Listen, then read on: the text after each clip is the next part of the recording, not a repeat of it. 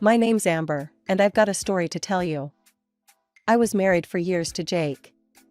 We had a son, Tommy, who'd finished college and was working some office job downtown. He'd moved out a while back, renting his own place. Jake and I both worked at Steinman Financials. I was the deputy chief accountant, and he was in the finance department. Before we got hitched, we signed a prenup. It said if we ever split, whoever's name was on the property kept it, and we'd split the cash down the middle. Seemed fair at the time. We bought an apartment first, put it in my name. Then we got a house, put that in Jake's. We each had our own car. I always did the shopping for furniture and stuff. Jake hated it, even online shopping. So I kept all the receipts, being an accountant and all. Never knew when they might come in handy. Lately, Jake had been obsessing over our retirement. He'd spend hours poring over financial news, muttering about inflation and the rising cost of living. "Have you seen gas prices lately?" he'd grumble over breakfast. "And don't even get me started on groceries. How are we supposed to retire comfortably at this rate?" I'd try to reassure him, but he was like a dog with a bone. He'd research get-rich-quick schemes, always looking for that magic bullet. One day, he came home excited about day trading. "Amber, I think I found our ticket," he said, waving his tablet at me. "Look at these stock charts. If we play it right, we could double our money in no time." I shook my head. "Jake, that's too risky. We can't gamble with our savings." He sulked for days after that, but I stood firm. We needed stability, not high-risk ventures. One evening, Jake suggested we take a walk. The air was crisp, and the streets were quiet. As we strolled, he started talking about retirement again. "You know, Amber," he said, his voice low and conspiratorial, "there's a way we could make a few $100,000 easy. Set ourselves up for a cushy retirement." I raised an eyebrow. "Oh yeah? How's that?" He leaned in closer. "We could siphon some money from the company accounts. I can set up the transfers in finance, make them look legit. You just need to push them through in accounting." I stopped dead in my tracks. "Are you serious right now?" "That's theft, Jake. We could go to jail." He held up his hands, laughing suddenly. "Whoa, calm down. I was just joking. Testing your honesty, you know?" I relaxed a bit, but something felt off. "That's not funny, Jake. Don't joke about stuff like that." Sorry, he said, still chuckling. "Come on, let's head back." We walked home in silence, but I couldn't shake the uneasy feeling in my gut. Something had changed, but I couldn't put my finger on what. Life went on as usual after that night, but something had shifted. I couldn't put my finger on it, but Jake seemed different. More distant, maybe. I tried to brush it off as stress from work. One day, our chief accountant quit unexpectedly. The company wasted no time in hiring a replacement. Her name was Vivian, and she waltzed into our office like she owned the place.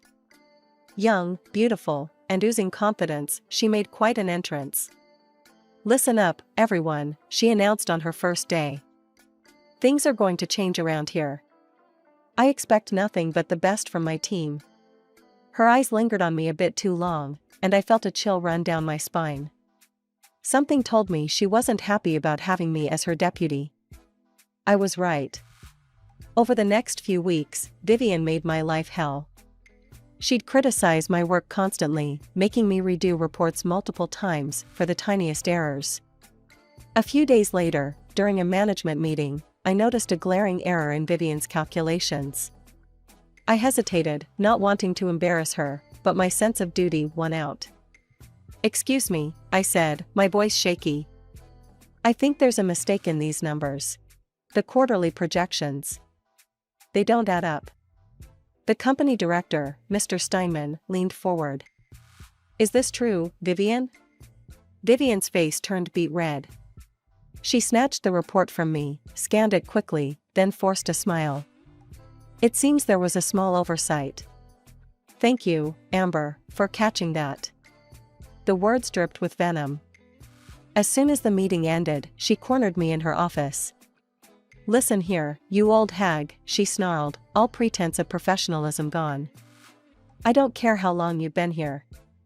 I'm in charge now, and I'm going to make your life miserable until you quit." I stood my ground. "I won't quit. I've done nothing wrong." She laughed, a cold, harsh sound. "We'll see about that. You're on thin ice, Amber. One wrong move, and you're out." As I left her office, I felt a mix of fear and determination. I'd worked too hard to let some young upstart push me out. The next few weeks were a nightmare. Vivian seemed to be on a personal mission to make my life miserable. She'd pile work on my desk minutes before I was supposed to leave, criticize every little thing I did, and make snide comments in front of the whole team. I tried to keep my head down and do my job, but it was getting harder every day. Jake wasn't much help either. He'd come home late, barely talk during dinner, and spend most of his time glued to his phone. One particularly rough day, I decided to stay late to finish up some reports. The office was quiet, most people had gone home. As I was about to leave, I heard voices coming from Vivian's office. Curiosity got the better of me, and I crept closer to listen. "Everything's going according to plan," I heard Vivian say. "That old bag won't know what hit her." A man's voice responded, but it was too low for me to make out the words. My heart was pounding so loud I was sure they'd hear it. Just then, the door started to open. I bolted, nearly dropping my purse in my haste to get to the elevator. As the doors closed, I caught a glimpse of a man leaving Vivian's office. I couldn't see his face, but something about his build seemed familiar. That night, I tossed and turned, unable to sleep. Who was Vivian talking to? What were they planning? And why did that man seem familiar? The next morning, I was called into Mr. Steinman's office. My stomach dropped as I saw Vivian standing there, a triumphant smirk on her face. "Amber," Mr. Steinman began, his voice grave. "I'm afraid we have to let you go." I felt like I'd been punched in the gut. "What? Why?" "Vivian has brought some concerns to my attention," he said, not meeting my eyes. "She feels you're not performing up to our standards." I tried to argue, to explain how Vivian had been treating me unfairly, how she could be harming the company. But Mr. Steinman wouldn't budge. "Vivian comes highly recommended," he said. "A good friend of mine vouched for her. I trust his judgment." As I stood there, shell-shocked, Mr. Steinman's expression softened slightly. "Look, Amber. I appreciate your years of service. I'll make sure you get the maximum possible bonus. It's usually reserved for upper management, but I think you've earned it." I nodded numbly, barely hearing his words. As I turned to leave, Vivian's voice stopped me. "Don't forget to clear out your desk," she said sweetly. "We wouldn't want you to leave anything important behind." I looked at her, really looked at her, and saw the malice behind her perfect smile. In that moment, I knew this was personal. But why? What had I ever done to her? When I got home, the house was empty. I called Jake, but it went straight to voicemail. I left a message, my voice breaking as I explained what had happened. As I sat on our couch, staring at the walls, I felt lost. My job had been such a big part of my identity. Who was I without it? The next few months were a whirlwind. At first, I tried to enjoy my unexpected vacation. I threw myself into home projects, finally tackling that renovation I'd been putting off for years. One evening, as I was putting the finishing touches on our newly renovated living room, Jake came home with a gleam in his eye. "Amber," he said, excitement clear in his voice, "I've got an idea. Let's buy a new house." I blinked at him, paintbrush still in hand. "What? We just finished renovating this one." He waved dismissively. "Yeah, but think about it. With all the work you've done, we could sell this place for a fortune. Add in a bit more cash, and we could get a real luxury home. There's one for sale just a few blocks over, it's got a pool and everything." I hesitated. "I don't know, Jake. We've put so much work into this place. Come on, Amber, he pressed. I've already got a buyer lined up for this house. All we need to do is sell your apartment, you know, the one we've been renting out. And we'll have more than enough. Something about his eagerness set off alarm bells in my head. But I pushed the feeling aside. This was Jake, my husband. If I couldn't trust him, who could I trust? Okay, I said finally. Let's do it. The next few weeks were a blur of real estate agents, paperwork, and packing. I sold my apartment, putting the money into our joint account as Jake suggested. It felt strange, letting go of a place that had been mine for so long, but Jake's enthusiasm was infectious. The day before we were set to move, Jake came home early. Hey, honey, he called out. I need you to do me a favor. Can you give the place a real deep clean? I'm bringing someone over tonight to see the house. I spent the day scrubbing and polishing, making sure every surface gleamed. By evening, I was exhausted but satisfied. The house looked better than it ever had.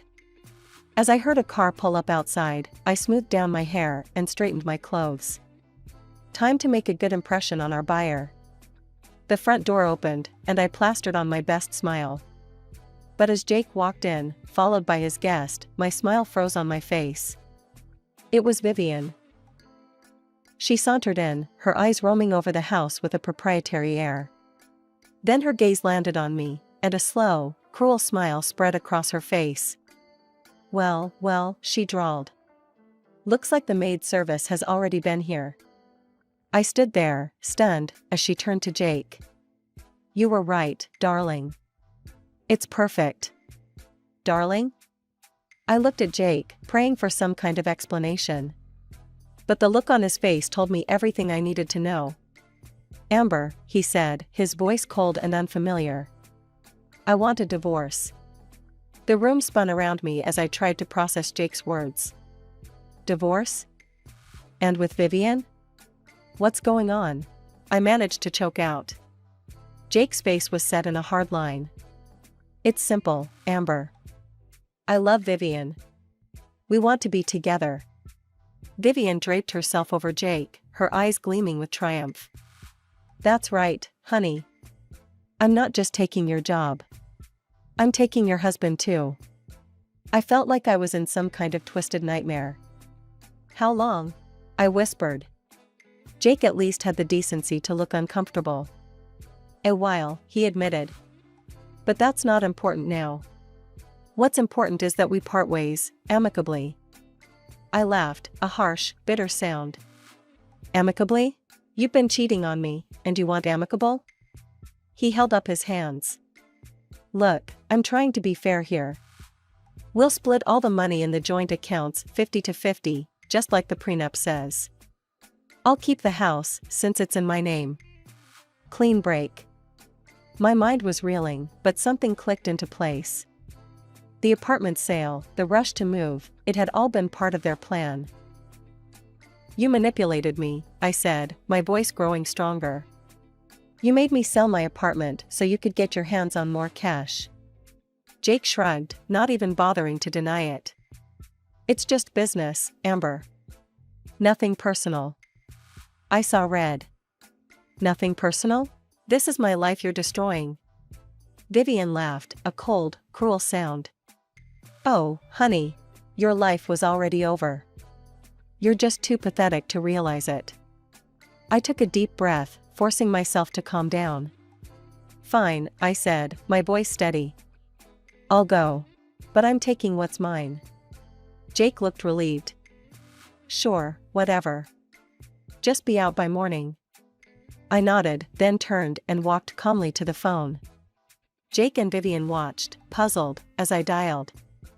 Hello, Speedy Movers? I need a team here first thing in the morning. Yes, it's a full house move. Jake's face darkened. What are you doing? I smiled, a cold, hard smile that felt foreign on my face. I'm taking what's mine, Jake. Every single thing I bought for this house. Hope you and your mistress enjoy your empty love nest. The look of shock on their faces was almost worth the pain of the past few hours. Almost. As I headed upstairs to pack my personal belongings, I heard them arguing in fierce whispers. Let them fight, I thought. I had work to do. I spent the night sorting through papers, gathering every receipt I'd saved over the years. By morning, I had a clear inventory of everything that legally belonged to me. When the movers arrived, Jake tried to stop them, yelling about the prenup. But I calmly showed them the receipts and the clause in our agreement stating that individually purchased items remained the property of the buyer. Item by item, the house was emptied. Furniture, appliances, even the food in the fridge, all loaded into the moving van. Jake and Vivian watched in horrified silence as their perfect plan crumbled around them. As the last box was loaded, I turned to face them one last time. Jake looked shell-shocked, while Vivian's face was contorted with rage. Enjoy your new life, I said, my voice dripping with sarcasm. I'm sure it'll be everything you dreamed of. The next few days were a blur of activity. I rented a small storage unit for my belongings and checked into a modest hotel. My mind was racing, trying to process everything that had happened and figure out my next move. On the second day, I received a call from a number I didn't recognize. It was a lawyer, representing Jake. Mrs. Thompson, he said, his voice cold and professional, I'm calling to inform you that your actions regarding the removal of property from your marital home were illegal. My client demands the immediate return of all items. I laughed, surprising even myself with how steady my voice was. I don't think so. Everything I took, I purchased. I have the receipts to prove it. The lawyer paused, clearly not expecting this response. Nevertheless, the prenuptial agreement.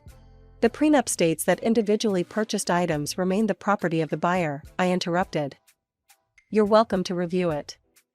Now, if you'll excuse me, I have my own legal matters to attend to. I hung up, my heart pounding.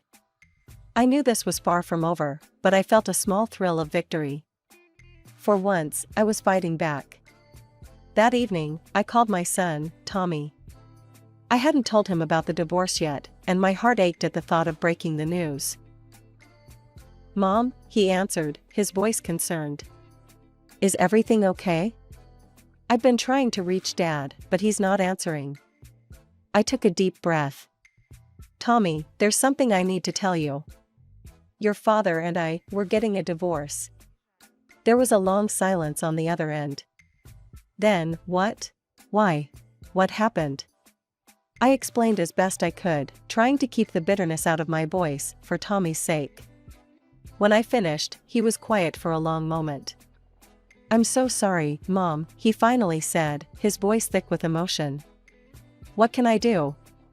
Do you need a place to stay? I smiled, grateful for his support. No, honey, I'm okay for now.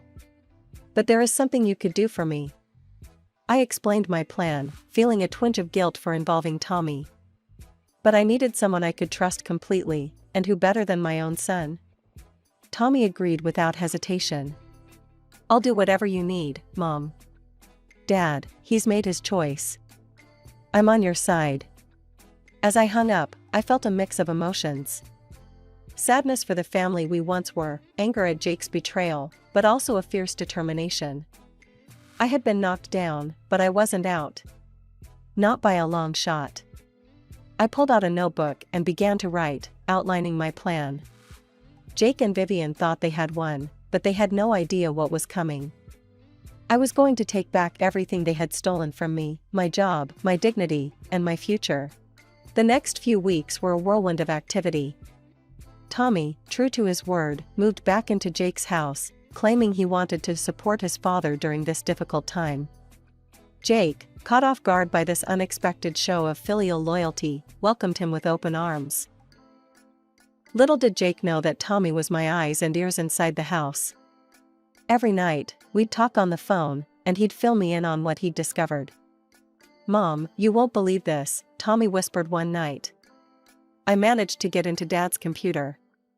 There are emails between him and Vivian, going back months. They'd been planning this for a long time. My heart clenched, but I pushed the pain aside.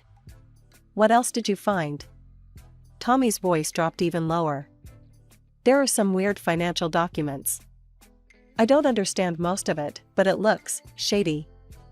I felt a spark of hope. This could be the break I needed. Can you make copies? Already done, Tommy said. I'll drop them off at your hotel tomorrow. True to his word, Tommy delivered a USB drive filled with documents the next day. As I pored over the files, my accountant's brain kicked into high gear. The more I read, the more my suspicions grew. There were discrepancies in the company's financial reports, money moving between accounts that shouldn't exist.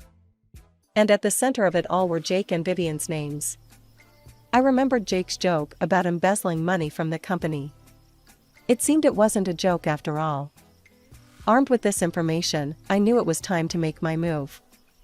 I called my lawyer, explaining what I had found. This is serious, Amber, he said, his voice grave. If what you're saying is true, we're looking at major fraud. But we need more concrete evidence. I nodded, even though he couldn't see me. I understand. What do you suggest? We need to get the company involved, he said. If we can prove that Jake and Vivian have been stealing from Steinman Financials, it could change everything in your divorce proceedings. The next day, I marched into Steinman Financials, my head held high. As I walked through the familiar corridors, I could feel the stares of my former colleagues. Some looked sympathetic, others curious, but I ignored them all. I knocked on Mr. Steinman's door, my heart pounding. Come in, his voice called out. As I stepped into his office, his eyes widened in surprise. Amber, what are you doing here? I took a deep breath. Mr. Steinman, I need to talk to you. It's about Jake and Vivian. And it's about your company. For the next hour, I laid out everything I had discovered. The suspicious transfers, the hidden accounts, the discrepancies in the reports. Mr. Steinman's face grew increasingly pale as I spoke. When I finished, he was silent for a long moment. Then he reached for his phone. Get me the head of security and our legal team. Now. He looked back at me, his expression a mix of anger and gratitude. Amber, I owe you an apology. And a thank you. If what you're saying is true, you may have saved this company from disaster. The next few days were a whirlwind of activity at Steinman Financials. Mr. Steinman, acting on the information I'd provided, ordered an urgent audit of the company's accounts. The results were shocking, even to me. The auditors confirmed what I'd suspected: money was indeed being siphoned from the company's accounts to unknown destinations. The total amount stolen was staggering, approximately $400,000.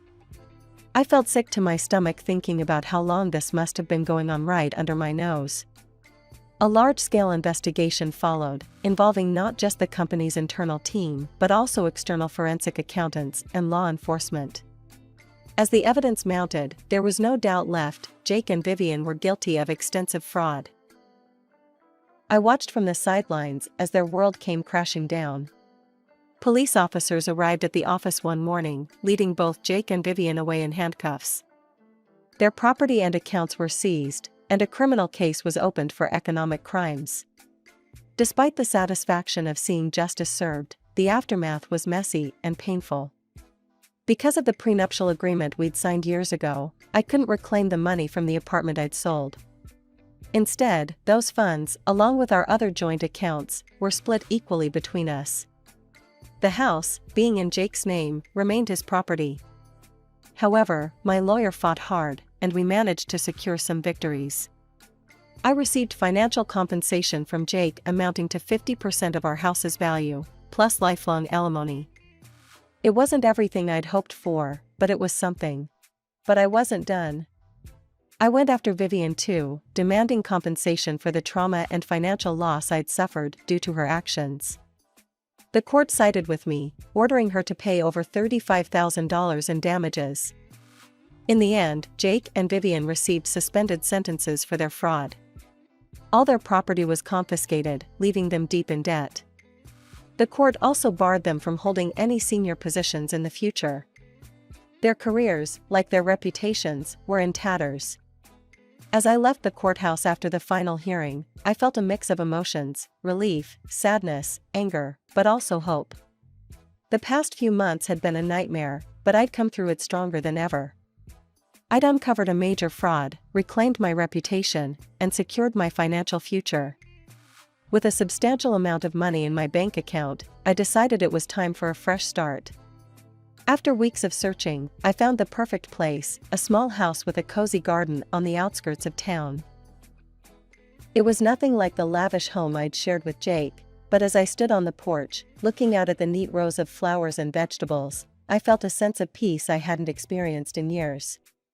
I threw myself into renovating the house, making it truly mine. I painted the walls in warm, cheerful colors, installed bookshelves for my growing collection, and set up a small home office overlooking the garden. Tommy visited often, helping me with the heavier work and just keeping me company. One evening, as we sat on the porch swing I'd installed, sipping lemonade, he turned to me with a smile. "You know, Mom, I'm really proud of you," he said. "After everything that happened, look at you now. You're amazing." I felt my eyes well up with tears. "Thank you, honey. That means more to me than you know." As I settled into my new life, I received an unexpected call from Mr. Steinman. "Amber," he said, his voice warm. "I hope you're doing well. I have a proposition for you." It turned out that after the dust had settled from the fraud scandal, Steinman Financials was in need of a new chief accountant. And they wanted me. "Your work in uncovering the fraud was exemplary," Mr. Steinman said. "We need someone with your skills and integrity. Plus, there's a substantial bonus in it for you, as a thank you for saving the company from ruin." I was speechless. After a moment, I found my voice. "Mr. Steinman, I don't know what to say. Thank you. I'd be honored." My first day back at the office was surreal. As I walked through the doors, not as a disgraced former employee, but as the new chief accountant, I held my head high. My former colleagues greeted me with smiles and congratulations. Mr. Steinman met me in the lobby, a broad smile on his face. To my surprise, he pulled me into a hug. "Welcome back, Amber," he said, his voice thick with emotion. "We're lucky to have you." As I settled into my new role, I felt a sense of satisfaction I hadn't experienced in years. I was doing work I loved, surrounded by people who respected me. The financial bonus was generous, allowing me to pay off my new house and set aside a nest egg for the future. In the evenings, I'd return to my little house, tend to my garden, and relax on the porch swing. Sometimes Tommy would join me, other times I'd enjoy the solitude. I started taking classes at the local community college, art, literature, even a cooking course. For the first time in years, I was focusing on my own growth and happiness.